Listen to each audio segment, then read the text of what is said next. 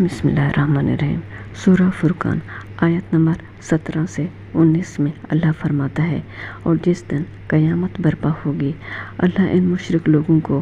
اور ان کو جنہیں یہ اللہ کے سوا پوجتے ہیں، یعنی ان کے معبود، ان کو جمع کرے گا اور ان کے معبودوں سے کہے گا کہ کیا تم نے میرے ان مشرک بندوں کو گمراہ کیا تھا یا یہ خود گمراہ ہو گئے تھے؟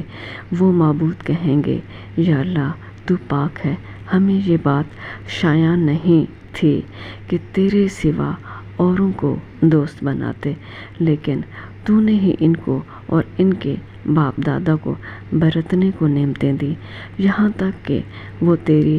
یاد کو بھول گئے، اور یہ ہلاک ہونے والے لوگ تھے۔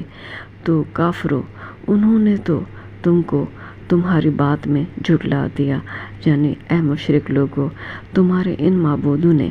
تمہیں تمہاری ہی بات میں جھٹلا دیا، بس اب تم عذاب کو نہ پھیر سکو گے، نہ کسی سے مدد لے سکتے ہو، اور جو شخص تم میں ظلم کرے گا، یعنی نافرمان ہوگا، سرکشی کرے گا،